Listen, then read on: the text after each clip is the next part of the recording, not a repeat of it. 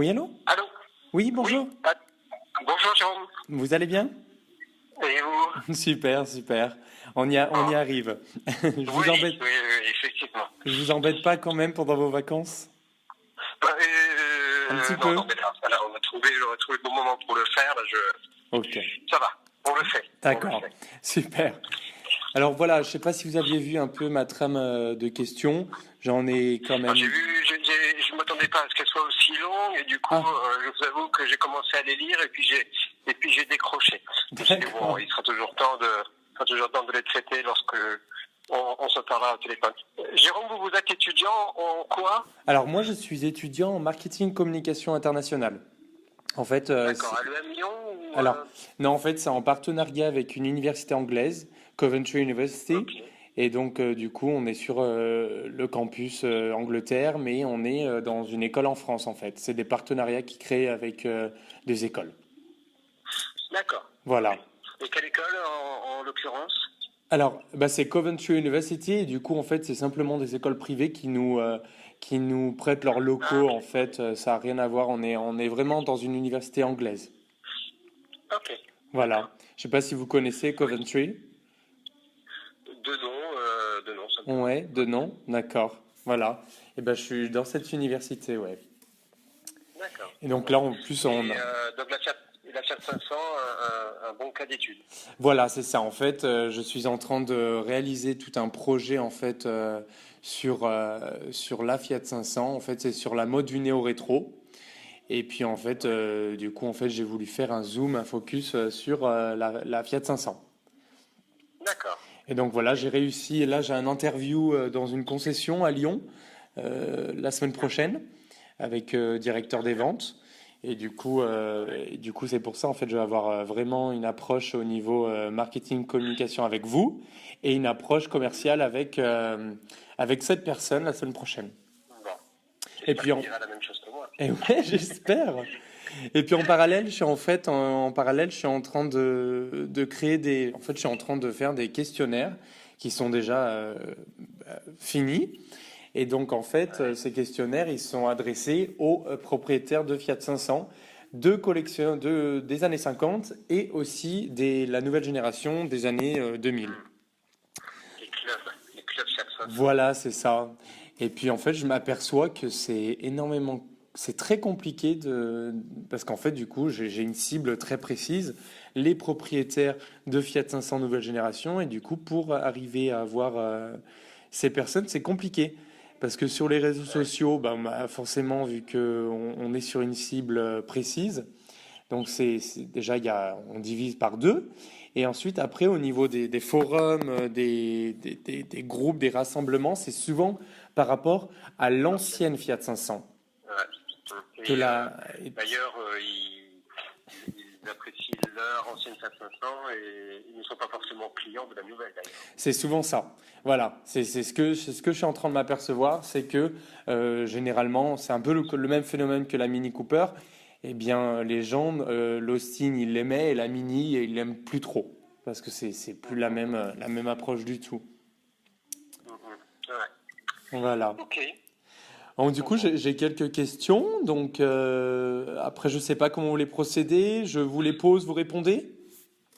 Oui, on fait comme ça et puis je ferai certainement des parenthèses et des parenthèses et des parenthèses et qui répondront à des questions qui seront un peu plus loin, mais on va essayer de faire en sorte qu'au bout de la conversation, vous ayez une idée précise de ce qu'on a voulu faire, ce qu'on a fait et ce qu'est la cette façon aujourd'hui. Et ouais, d'accord, super. Donc, alors la première, c'est déjà justement comment vous définiriez l'image de marque de Fiat en 2016, maintenant. Alors l'image de marque, donc L'image de Fiat. on la mesure, on la mesure nécessairement. Moi, j'ai pas accès à ces chiffres-là. Hein. Ça peut vous dire quel est le score d'image. Ouais, Ce que je peux vous dire, c'est que avant le lancement de la Fiat 500 et après la Fiat 500, on dit qu'elle a été à la fois porteuse d'image, pas de notoriété, parce que la notoriété de Fiat, elle est toujours proche de 100% lorsqu'on questionne les Français. Ouais. Mais la Fiat 500, en tout cas, elle a apporté de l'image, un peu plus chic, Ouais. Des ventes, des immatriculations, et beaucoup de marge, puisqu'on la vend toujours, elle est positionnée en termes de prix en dessous d'une Fiat Mini, mais au-dessus des concurrentes comme une Twingo. Et on a toujours voulu avoir, entre le prix tarif et le prix acheté par le client, il y a ce qu'on appelle la remise. Et on a toujours voulu avoir des remises plus faibles sur la Fiat 500 que sur d'autres modèles et que les concurrents ont pu avoir. Et du coup, voilà, c'est comme si aujourd'hui, nous, on avait, la marque Fiat avait en France deux gammes. Il y a la Fiat 500 et la famille qu'on a créée ensuite. Je crois qu'une des questions que vous me posiez, c'est est-ce qu'on avait l'intention de créer cette famille? Non. Je vais vous expliquer pourquoi. Oui, ouais. Donc on a presque dans les showrooms, vous le verrez à Lyon, on a normalement un espace dédié à la famille 500. Ouais. Et puis notre, donc c'est ce qu'on appelle la gamme émotionnelle, l'achat un peu plus d'impulsion. On a 500, 500X, 500X. Et puis à côté, on a la gamme plus rationnelle, un achat plus motivé par des critères rationnels, de prix, d'équipement, etc. Dans lequel on a la Panda, les Ludospace, et puis dernièrement notre Tipo, qui incarne bien ce qui était Fiat avant. C'était des voitures populaires, familiales, s'adressant au plus grand nombre, accessibles. Et on cultive ces deux gammes, et quelque part on cultive ces deux images auprès de la clientèle française. Et on y arrive plutôt bien. D'autres ont une stratégie un peu différente. On voit Renault, ils ont créé une marque low cost qui s'appelle Dacia. Ouais. On a pu lire il y a quelques années que Fiat allait ressortir une marque low cost également. Mais non, nous on a pris un chemin un peu différent, qui est d'avoir sous le même logo Fiat deux gammes qu'on travaille parallèlement. Et oui, c'est ça, c'est un peu comme le même phénomène de Citroën avec les DS. Ils ont voulu vraiment créer une gamme parallèle. Ils ont quand même créé une marque aussi. Hein. Et oui, comme Renault et Dacia, eux, ils ont créé une marque DS qui vit à côté de la marque Citroën. C'est ça. Donc Citroën, c'est un peu comme Renault. Nous, on est sur un chemin une voie un peu différente. Et ouais, c'est tout à fait ça, ouais. Et puis du coup, les objectifs du fait de relancement de la Fiat 500 des années 50 dans les années modernes, ça a été prévu, ça a été calculé ou pas du tout? J'ai pas bien compris le sens de la question. Les objectifs, en fait, quels étaient les objectifs du relancement en fait de la Fiat 500 des années 50, mais bon restylé dans les années modernes. Si on se resitue à l'époque, hein, on est donc la Fiat 500 a été lancée le 4 juillet 2007. Ouais. Et elle a été présentée pour la première fois en 2003. À cette époque-là, Fiat perdait beaucoup d'argent. C'est ça. On n'était pas en partenariat avec le groupe Chrysler qu'on a racheté depuis. Ouais. On était vraiment avec des volumes centrés sur l'Europe et l'Amérique du Sud. On avait opéré quelques lancements un peu désastreux qui lui ont coûté beaucoup d'argent. Vraiment. Parle-moi ça. Et du coup, on perdait, je crois, jusqu'à 1 milliard d'euros par an. Donc c'était une question de survie, de sortir un modèle qui fonctionne. On a observé ce que faisait BMW avec Mini. Ouais. Et nous, on avait cette Fiat 500, cette Nuova Cinquecento de 1957, qui avait été un gros succès populaire, plus de 3 millions d'exemplaires, celle qui avait permis aux Italiens d'avoir un véhicule, les joies de l'automobile, la mobilité. Et on a présenté au Salon de Genève un concept qui s'appelait Tre più uno. Et là, les journalistes comme le public, ils ont été unanimes pour dire « Ah, mais faites-la, elle est magnifique, elle est mignonne, etc. etc. » Et le problème, c'est que quand on était exsangue financièrement, on n'avait pas les fonds nécessaires pour lancer ce produit.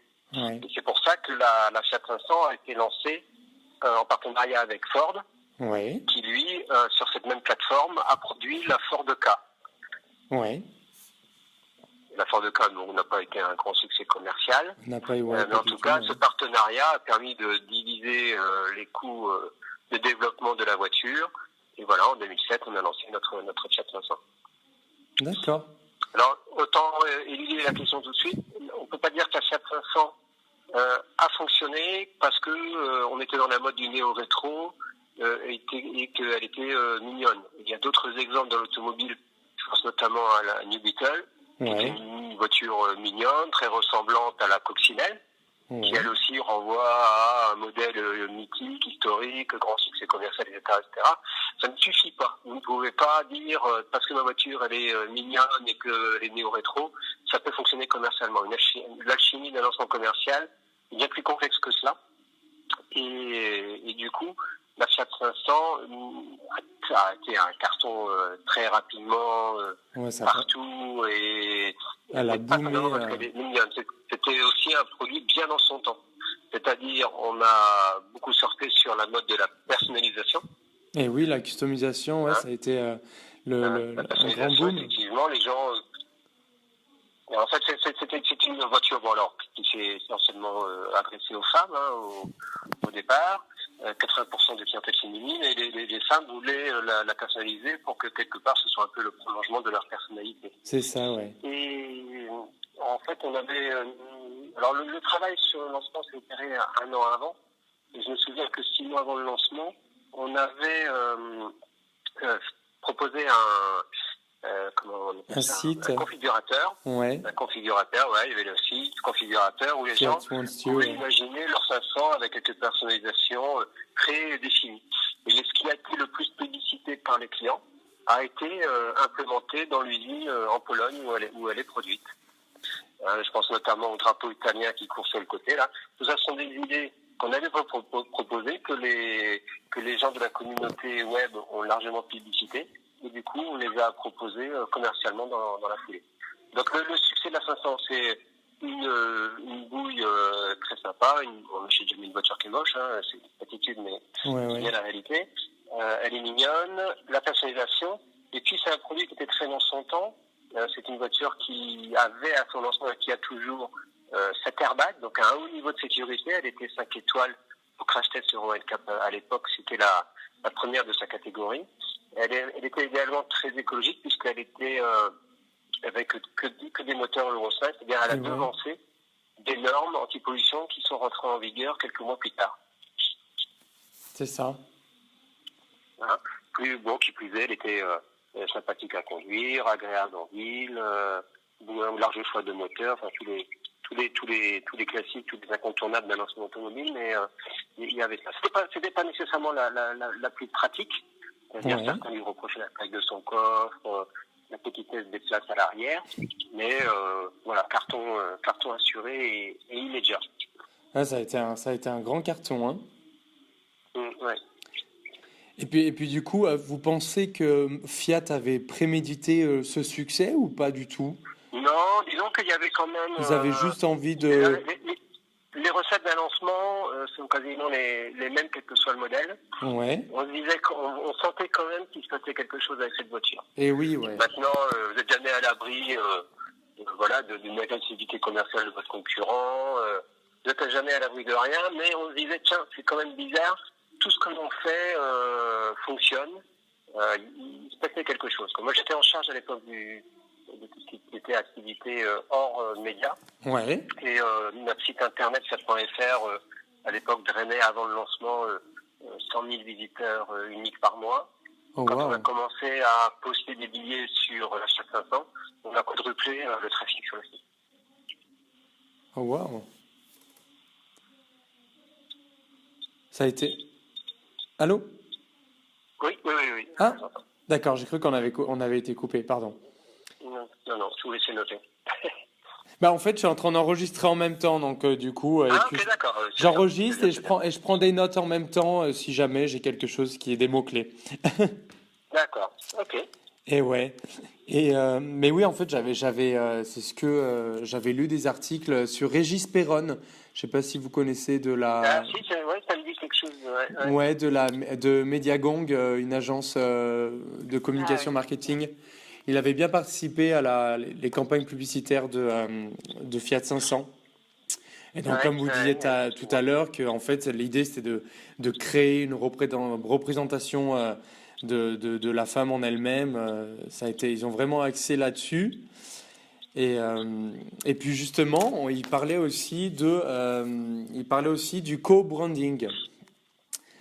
Je ne sais pas si, ouais, oui, bah forcément, vous savez ce que c'est, le co-branding. Et en fait, ouais, qui est venu plus tard, ouais, qui est venu plus tard. hein, parce qu'on a laissé d'abord la voiture se Et ouais, lancer, c'est ça. s'installer, et puis en fait elle a un cycle de vie assez inhabituel cette voiture, c'est-à-dire que lancée en 2007, en fait euh, la première Fiat 500, hein, c'est pas la Nuova Cinquecento de 1957, il y avait Ouais. une Fiat 500 avant qu'on appelait Topolino, hein, historiquement. Voilà, mais celle de 2007 est plus proche de celle de 1957 que celle de 1939, je crois. Ouais. Et on a fait un léger restyling en juillet 2015. Ouais. Léger. Ouais, c'est au niveau parce des qu'il phares. fallait évidemment pas casser, le look. Voilà, ça aurait été une erreur de tout bouleverser, hein, de toute manière, ça c'est sûr. Et une année avant ce restyling, ça a été notre meilleure année de vente. En fait. Ouais. Donc en fait, historiquement, donc juillet 2007, on a lancé la Fiat 500. Juillet 2008, on a lancé l'Abarth 500. Ouais. Parce que justement, la première année, ça avait bien marché. Oui, je vais à gare. Comment? Parce que justement, la première année, la Fiat 500 traditionnelle avait bien marché. Donc du coup, on vous êtes lancé sur l'Abarth, c'est ça? Non, la raison, c'est ce que je disais tout à l'heure, c'est qu'on l'a vendu à 80% à des femmes. Ouais. Et du coup, nous échappait cette petite clientèle de mecs qui achètent des voitures compactes. Ouais. Qui, notamment chez Mini, achètent des Cooper The Works, Ouais. Cooper et compagnie. Donc, cette clientèle-là nous échappait, donc on s'est dit, il faut une petite 500 vitaminée, Ouais. plus puissante. Et comme on avait également dans notre portefeuille de marque, la marque Abarth, on a relancé la marque Abarth à cette occasion. Et puis aussi, en parallèle, pouvoir aussi cibler une clientèle plus masculine. Exactement. Ouais. Où là, avec Abarth, on est plutôt à 30% de femmes, 70% d'hommes. Ouais, d'accord. Donc ça a été en 2008. Ensuite, 2009, on a lancé le cabriolet. Ouais. Et après, 2010, il y a eu quelques partenariats, toujours très ciblés. Je pense notamment à la marque Diesel. Ouais, il y a eu en France la 500 Guerlain. Il y a eu Diesel. Voilà, toujours l'univers un peu de la mode, du fashion. Et oui, c'est ça, ouais. Il y a eu des marques tendances. Il y a eu Diesel, il y a eu Gucci, et puis aussi, marrant, il y a eu Mattel. Alors, il y a eu la 500 Mattel, qui a d'ailleurs, il y a eu des partenariats dans des films, notamment de l'autre côté du lit avec Sophie Marceau. Ça nous a donné l'idée de faire une série limitée de 500 roses, une centaine en France. Il y a des 500 Mattel, mais ça, c'est encore à part. C'est-à-dire que il y a eu la voiture de Barbie est devenue la 500. Ça a d'ailleurs été le best-seller de Mattel pendant des années. Ouais. Mais ça n'a pas été décliné en voiture que les gens pouvaient s'acheter en concession. Oui. Il y a eu 2 exemplaires qui ont été faits, des chocars, qui ont été montrés à Paris, Milan. Voilà, mais il n'y a pas eu de série limitée 500 Mattel. Oui, c'est vrai, ça a été plus ciblé au niveau du jouet. Voilà, on a simplement eu un accord pour produire la 500 de Barbie en jouet. Mais en quelque sorte, c'est une stratégie marketing. C'est pour aussi ancrer. C'est comme donc créer un univers tout autour de la voiture. Donc là, justement, avoir les. C'est pas anodin je pense, de cibler le jouet pour aussi pour les enfants. On cible les enfants aussi. C'est comme. Oui, mais aussi les parents, et puis ça donne de la visibilité. Moi, je faisais ma petite sélection de cadeaux de Noël. Hop, un petit communiqué, quelques photos, et la 500 Mattel se retrouvait dans les.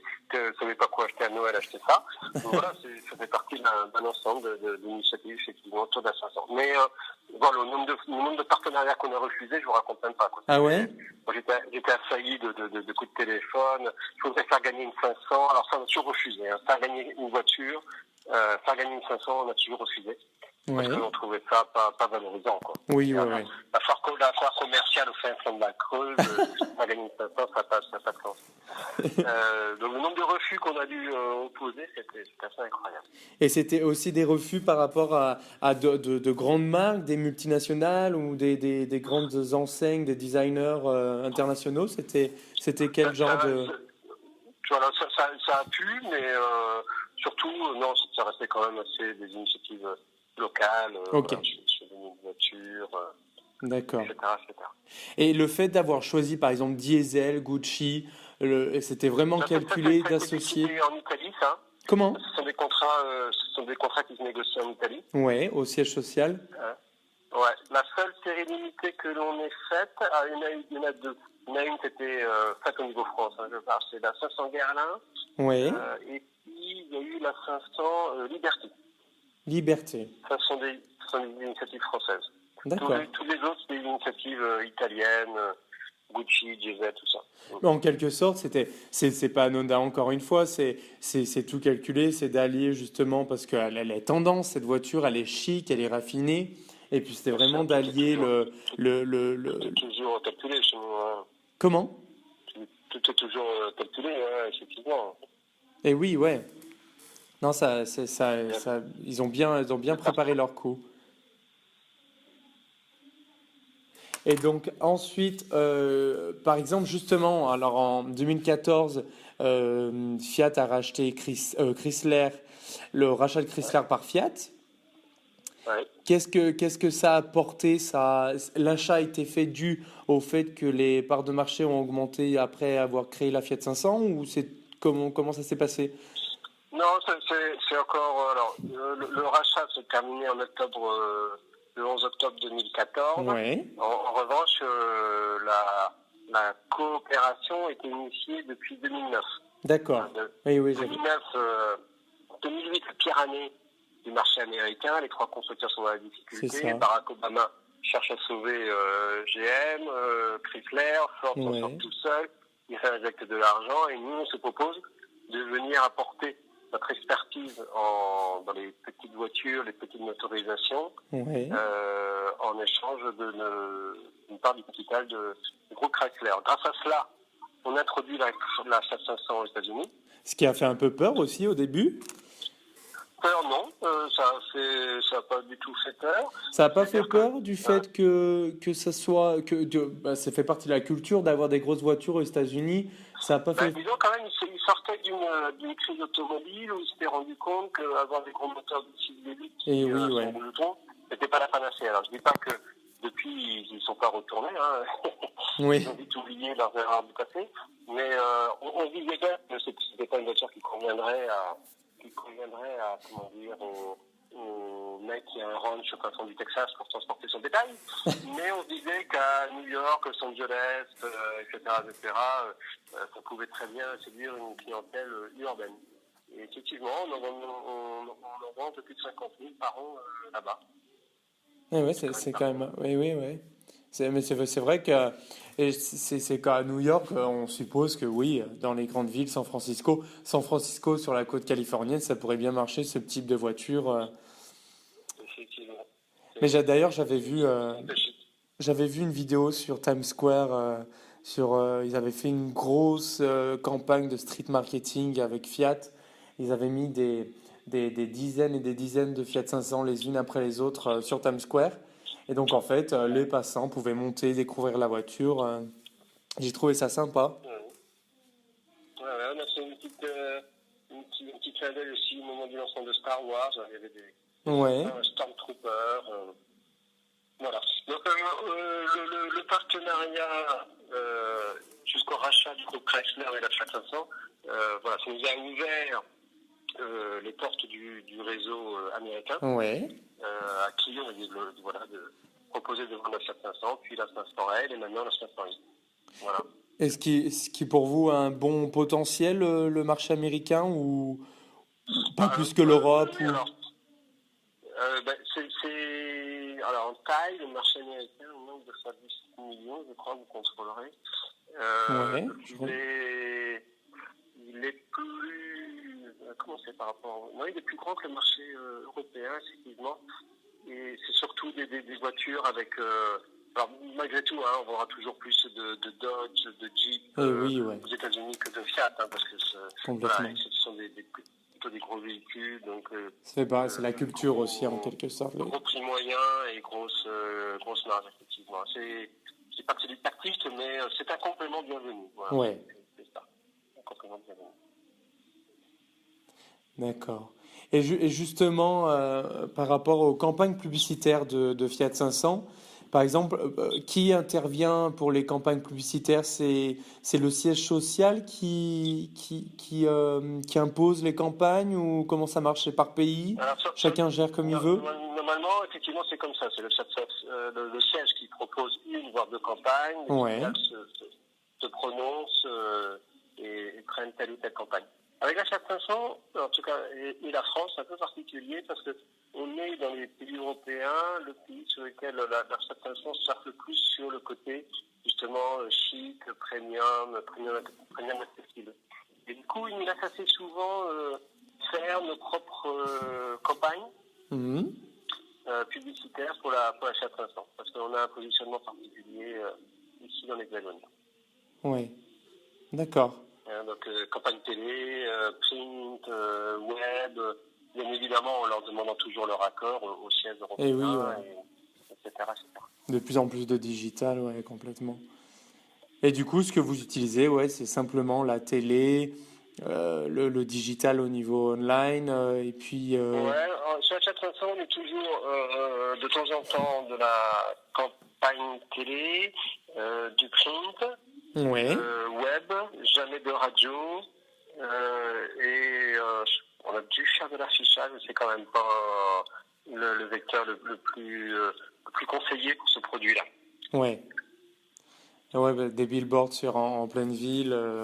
Ouais. Après, c'est vrai que nous, en France, on n'a pas beaucoup de grands écrans dans les rues, en fait, comme à Londres ou à New York ou au Japon ou en Chine, par exemple. Donc, c'est vrai que faire de l'affichage en ville, c'est pas, je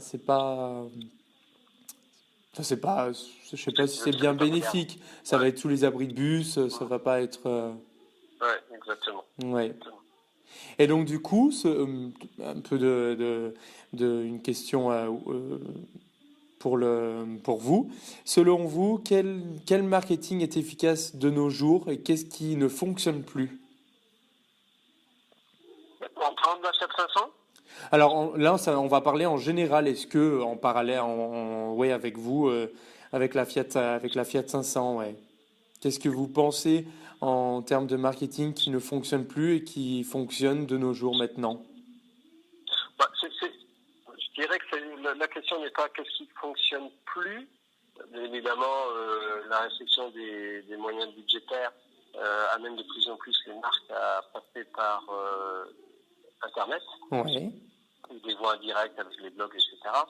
Mais c'est plus une adéquation des moyens, des vecteurs de communication par rapport aux produits qu'on lance. C'est-à-dire que la palette reste plus ou moins toujours la même, mais en fonction de l'objectif recherché du produit que vous avez dans les mains, vous allez activer tel ou tel levier. Ouais. D'accord. Et justement, par rapport donc à toutes ces campagnes qui a été faites pour la Fiat 500, est-ce que vous connaissez le budget qui a été consacré à la Fiat 500 pour la communication? Vous savez pas? Non, c'est assez vague. C'est-à-dire que pour des années, quand on a une campagne télé, c'est tout de suite 1 million d'euros. Eh oui, ouais. Je ne saurais pas vous dire ça, de combien on a cumulé, d'investissements cumulés en publicité pour la Fiat 500. Ouais, d'accord. Et vous pensez que ce site, là, justement, le configurateur, le Fiat, le 500 Wants You, ça a été une belle invention justement, Je pense que là, on était novateur parce qu'effectivement, on était vachement dans l'interaction avec la sphère Internet, ouais. avec les internautes. Je pense qu'on était à la fois on poussait un peu nos messages. Vous surfez avec la vague, ouais. Ouais, et puis quelque part aussi, on leur a demandé leur avis et on en a tenu compte, comme je disais tout à l'heure, jusqu'à proposer en option des personnalisations qui avaient été décidées par les internautes. Donc c'était pas que du fake, quoi. On était vraiment dans un mode d'échange interactif et on est allé au bout de la démarche. Et puis en même temps, après, le client, justement, quand elle était sur le marché, il avait plus peut-être l'envie de l'acheter parce qu'il avait participé à la configuration de la voiture. Il se sentait part, en fait, du projet, peut-être. Il se sentait valorisé, très ça. Et oui, ouais. Valorisé, part du projet, ouais. Non, je trouve que ça a été une belle invention, ça.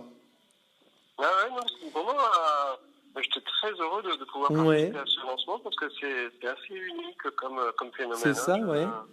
Et puis ça a bien marché en quelque sorte, ça a été bien. Quand en plus vous travaillez, que vous imaginez des actions et que tout fonctionne au-delà de ce que vous attendez, c'est génial. C'est on the take, comme disent les Anglais. Vous avez travaillé dessus pas mal en fait, vous avez été part du projet.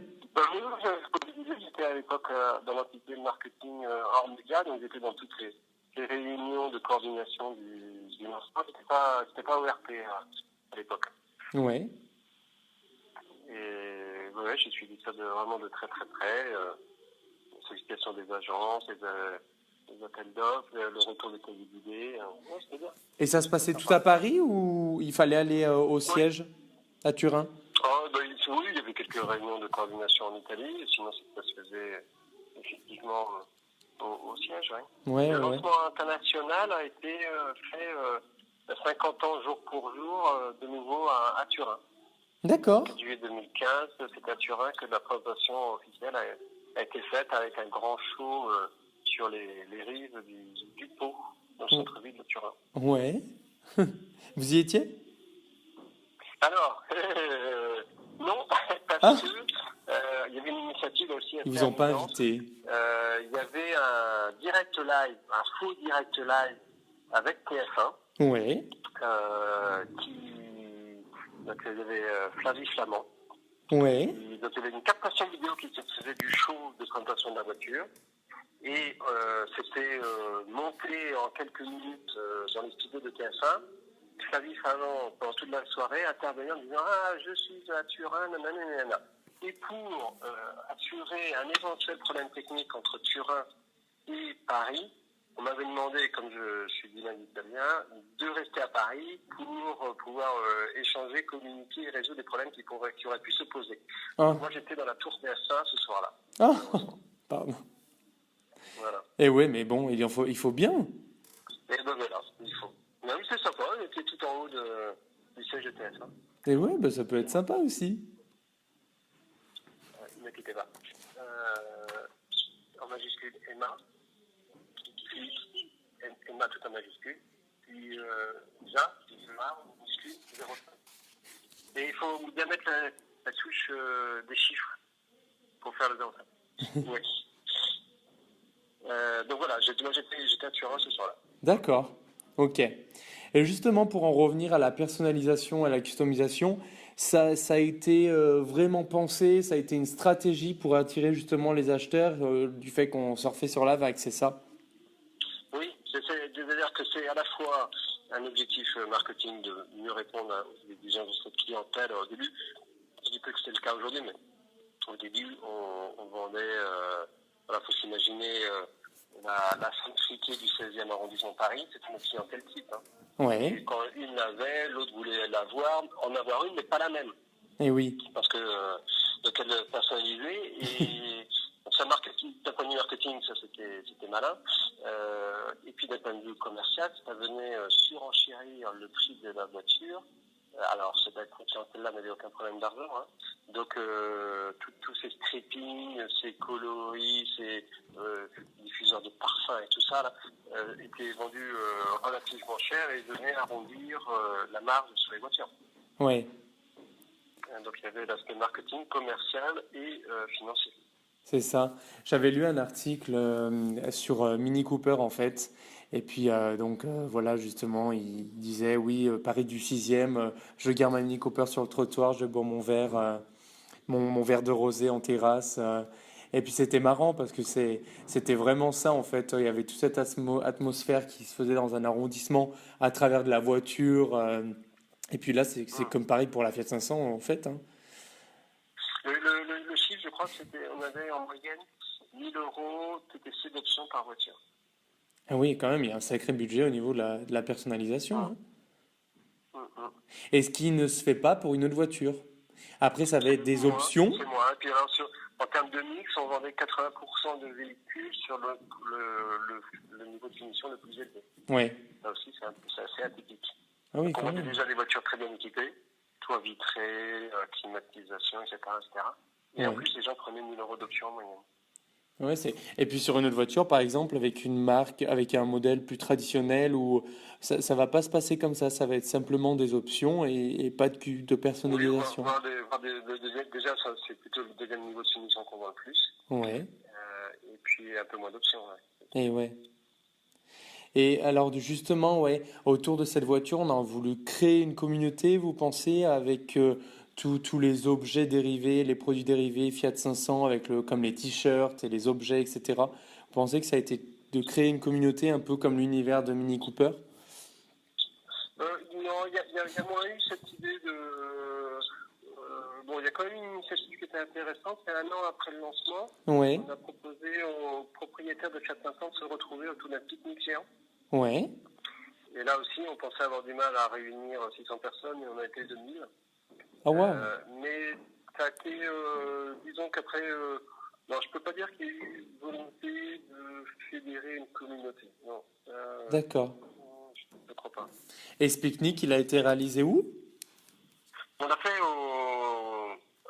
dans le bois de Boulogne, un endroit qui s'appelle le Tir aux Pigeons, D'accord. qui est un club privé avec une grande pelouse. Et on s'est tous retrouvés là, un an Et, après le lancement. Là. et donc là, ça a été après le lancement et en fait, c'était avec des Un an, clients, ouais. les premiers clients, c'est ça? Les clients, on a ciblé plutôt les clients Paris et Île-de-France. Euh, Ouais, et voilà, on leur a fait une mailing, je ne me souviens plus. Et ouais, on un a fait mailing. ce pique-nique où il leur suffisait de venir, il pouvait venir accompagner, et puis tout le reste était pris en charge par nous. Ah, c'est génial, j'en ai pas du tout entendu parler. Après, on a été copié. Dacia s'est mis à faire ça Ah avec ouais? la communauté. Ouais. Ah, j'ai... Comme ils nous ont copié, on a arrêté de le faire. Ouais, d'accord. Mais j'en avais pas entendu parler du tout, c'est intéressant. Ouais, faites taper Pique-Nique Fiat 500, Ouais. donc en 2009. Bah parce que là, c'est vraiment très près de la clientèle. Là, c'est vraiment... Ouais. c'est une stratégie marketing très précise, hein. Mm. D'accord. Et justement, comment vous qualifiez les acheteurs d'une Fiat 500? Par exemple, quel est le profil d'un acheteur par Bon, rapport à là, son les style? études marketing vous disent essentiellement féminine, hein, plus de 80%, avec un niveau de revenus et d'études supérieur à la moyenne de l'acheteur en France. Le plus souvent, soit une jeune femme sans enfant, soit une femme beaucoup plus mûre, qui a eu des enfants mais qui les a pu en charge. Ouais. Ou généralement, la voiture, enfin du moins la seconde voiture du ménage. C'est ça. Ouais. Et par exemple, par rapport au style de vie, il y a des profils qui reviennent souvent? Ça, les études ne vont pas jusqu'à ce niveau de détail. D'accord. Ok. D'accord. Parce que Plutôt urbain. Plutôt urbain. ouais, urbain. Mais souvent parce que vu qu'on est on surfe sur la mode du néo-rétro, est-ce que souvent enfin, du moins il y a ce côté vie rétro qui revient avec non, vous voyez pas? Non, du tout. Non. Mais autant les gens qui ont des anciennes Fiat 500 ne sont pas forcément fans de la nouvelle, mais autant les gens qui ont une nouvelle Fiat 500 n'en ont cure de l'ancienne. Hein. Ouais, c'est ça. C'est vraiment, ouais, on est vraiment sur, là en fait, cette Fiat 500, c'est vraiment dû à une tendance, une modernité, avec un petit look sympa, urbain. Ouais, c'est pour ça que ça attire au final. Et il y a une personnalisation. Exactement. Ouais. C'est-à-dire, les gens dans la Fiat 500, si ils ont pour la plupart jamais eu de la Fiat 500 de 1957, malgré tout, ce côté néo-rétro renvoie à une période qui était un peu plus heureuse, un peu plus insouciante, Ouais, glorieuse, tout allait bien.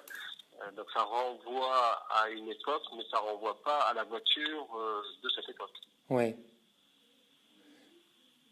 Et vous pensez justement les clients qui achètent une Fiat 500, ils sont fidèles à la marque Fiat ou ils sont simplement attirés par le Non, cette modèle? nouvelle clientèle, non, cette clientèle-là, c'était en tout cas au début, c'est une clientèle qu'on n'avait jamais vue. Eh De, oui, de ouais. voir tous ces gens avec des voitures venir, ils avaient acheté pour certaines d'entre elles une Mini il y a un an, qui voulaient changer parce que voilà, changer tous les ans, c'est chic et c'est naturel pour elles. Non, non, on a vu débarquer une clientèle qu'on voyait pas. Et oui, ouais. Donc en fait, c'était vraiment attiré par le modèle et pas par la Ah, marque. c'était un modèle de concept phénoménal. Ouais. Et oui, ouais. Mais c'est vrai qu'on en voit de partout cette voiture, hein. Ouais, je déjeunais l'autre jour avec un confrère de chez Opel qui disait non, on vous envie quelque part parce qu'on n'a pas réussi à faire ça non plus avec la dame. Ça, c'est aussi peut-être quelque chose que vous pouvez investiguer dans le cadre de votre mémoire. C'est la dame, eux, il n'y avait pas à l'époque de modèle Opel comme ça mythique. La dame? Plutôt que de la dame, l'Opel Adam. Ouais, ouais, Du ouais. coup, plutôt que de renvoyer à un modèle qui a existé, ils ont renvoyé à un nom, le nom du fondateur. Mais alors elle aussi, elle avait repris les codes, petit gabarit, maniable en ville, personnalisation, mais ça fonctionne pas. Vous savez pourquoi ça fonctionne pas? Parce que voilà, ça renvoie pas à un modèle qui a existé. Voilà, faudrait leur poser la question. Hein. Et oui, ouais, il faudrait leur poser la question. Mais vous pensez justement que, alors du coup, vous pensez que la Fiat 500 a marché parce que ils ont déjà eu ce modèle enfin, du moins la nouvelle Fiat Non, 500 renvoie un modèle? la clientèle qui achète la Fiat 500 n'a jamais eu l'ancienne, mais quelque part, le nom Fiat 500 est bien présent dans l'esprit des gens. Il renvoie à l'Italie, au soleil, C'est ça la Dolce Vita. la Dolce Vita, une période bénie, tout le monde, voilà, Et ouais. il découvre l'automobile. Et puis c'est vrai que bah aussi c'est dû justement aussi aux stratégies. Par exemple, l'Opel Adam, c'est vrai on l'entend pas parler. On n'en entend Oui. pas parler de cette voiture. Allô? Ouais. C'est peut-être après il faudrait peut-être qu'ils revoient aussi leur stratégie et leur campagne publicitaire pour essayer de euh, de faire évoluer les ventes C'est quoi. plus complexe que ça. C'est plus complexe que ça. Il suffit pas de mettre de la pression publicitaire pour vendre un modèle. Hein. Ah Vous bah voulez mettre de la pression publicitaire, vous vendez sur l'instant, mais vous vendez plus le mois d'après. Donc c'est très complexe. La chimie d'un lancement commercial, eh oui ouais c'est très compliqué. complexe. Et après aussi après c'est aussi peut-être par rapport à l'image de marque que enfin l'Opel Adam c'est vrai que je me suis pas posé la question, c'est intéressant. Et puis J'ai pas mis les noms, je crois. Je vais m'en occuper, mais j'ai terminé. Oui. On en a pas longtemps encore, Jérôme? non, j'ai quelques questions encore, Non? quelques petites questions. Allez, allons-y, finissons vite parce que Allez, j'ai autre chose à faire. ok, d'accord. Hop, hop, hop, et justement, les concurrents de la gamme 500, vous pensez que Mini, ça a été, vous êtes un suiveur de Mini ou pas du Alors, tout? Ça a été un effectivement, modèle? le modèle d'évitation, ça a été la Mini. Ouais, Aujourd'hui, c'est toujours la Mini, la Twingo. Euh, voilà, la dame, ils vendent quand même un petit peu, mais disons que la stratégie s'est inspirée de ce qu'a fait BM avec Mini. d'accord, ok. Ok, ok. Donc ça, hop, j'ai mes réponses. Et donc, est-ce que vous êtes en partenariat avec des magazines, des journaux, des agences de com? Un partenariat, non, on a des agences, voilà, mais la marque Fiat travaille avec Léo Burnett pour tout ce qui est création, Ouais, avec Aegis KR Media pour tout ce qui est achat d'espace, ouais. dans une relation agence-client, quoi. Il n'y a pas de partenariat, non. Ok. D'accord. Et donc, vous connaissez un journaliste qui vient souvent régulièrement parler, enfin, qui viennent pour Fiat ou pas? Ben, oui, un groupe de journalistes, bien sûr, fidèles, oui, oui. Ouais, Et, parce que j'aimerais bien aussi interroger un journaliste et c'est pour ça si vous avez un contact par rapport à un ouais. journaliste. Je vous l'enverrai. Il y a quelqu'un qui est assez fin dans ses analyses, là, qui pourrait être un bon relais. Il s'appelle Éric Bergerolles. D'accord. Il travaille pour le site challenge.fr, nouvelops.fr. Ok. D'accord. Eric peut bien éclairer votre propos. Ouais. D'accord. C'est pour ça que j'ai envie de voir et puis et il serait à même de me parler aussi par exemple de Opel, de Mini Cooper. Il aurait certainement une vision du marché un peu plus large que la Et mienne. ouais, Ouais. c'est Ouais, ça. D'accord, super. Et donc du coup, est-ce que par exemple, les réseaux sociaux, vous les utilisez beaucoup? C'est ancré un peu dans la communication oui, de. oui, c'est clairement intégré maintenant dans mon sujet. Ouais, bien Qu'est-ce sûr. qu'est-ce que vous utilisez? Twitter? La marque Fiat utilise Facebook, Instagram, Twitter. Ouais, d'accord. Ouais, c'est les trois plus gros en termes de communication, de réseaux sociaux. Et donc, et pour finir, est-ce que vous pensez que Fiat prévoit un nouveau modèle 500, vraiment complètement un autre modèle ou pas? À ma connaissance, non. D'abord, le dernier restyling, il est de l'année 2015? dernière. Ouais. Et si on retouche de nouveau, c'est plutôt tout, des prix à livre. Mais non, je pense pas qu'il y ait de. Ce serait une erreur de vouloir casser Eh oui, c'est ça. ce que l'on a créé. Hein. Eh oui, mais non, vu que c'est lancé, y a pas de raison de. Mais au bout d'un moment, il va falloir forcément recréer un peu, ou Mais pas du tout.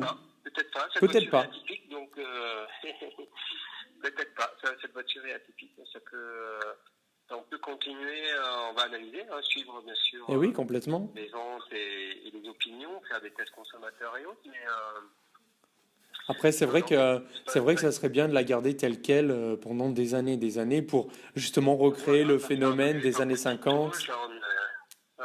justement recréer le même phénomène des années 50 et la garder pour 20 ans, et puis après, voilà, justement, donner possibilité de personnaliser, customiser un peu différentes choses, par exemple. Ah, c'est Exactement. bien, ça peut être intéressant. Et justement, vous, pour votre travail, c'est quoi votre parcours? Vous êtes arrivé à ce poste, vous êtes parti de où? Je suis pas arrivé dans l'automobile par hasard, mais j'ai fait un bac scientifique qui s'appelait D à l'époque. J'ai fait une prépa intégrée à une école supérieure de commerce, j'ai fait une école supérieure de commerce, Ouais, et puis je suis rentré dans l'automobile parce que c'était ma passion. J'ai fait beaucoup de métiers dans l'automobile ouais, jusqu'à intégrer la direction de la communication de Fiat en 2008, ouais. septembre 2008. Et puis maintenant, je suis en charge des relations presse de Fiat et Abarth. J'anime un magazine de communication interne. Et puis Ouais. la dernière fonction que j'ai prise, c'est la communication de notre showroom sur les Champs-Élysées, Motor Village. Ah, génial. Voilà. Super. Voilà.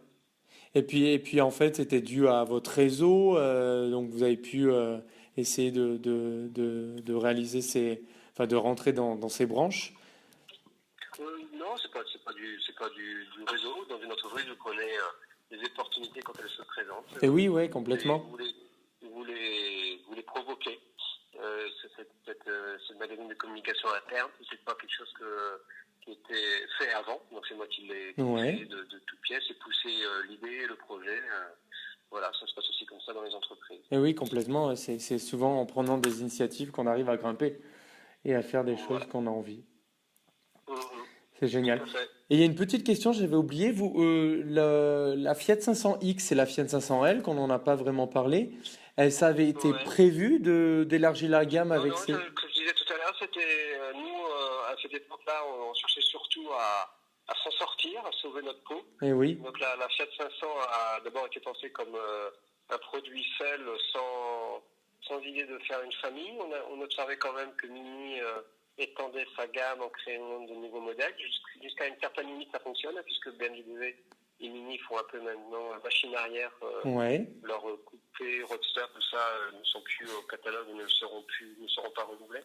Ouais. Donc ça a du sens jusqu'à une certaine limite.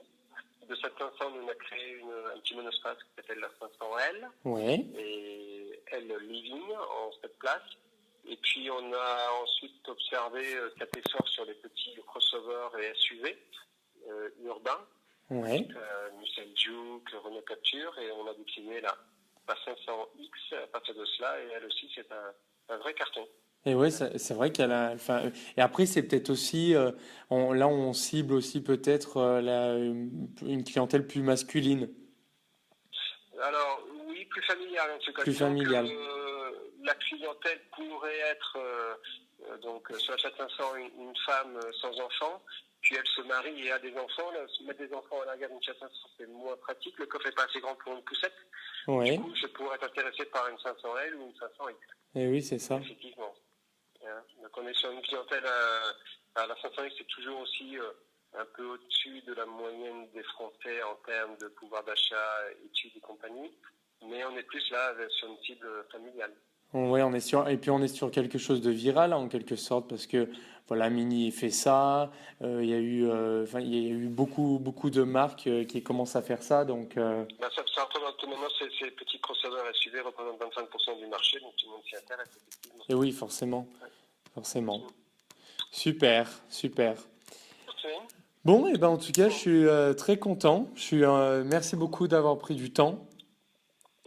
Écoutez, Jérôme, digérer tout ça, et puis s'il reste un ou deux points d'interrogation, on peut échanger pour préciser certaines choses si nécessaire. Et oui, Okay. complètement. Et puis je garde votre contact.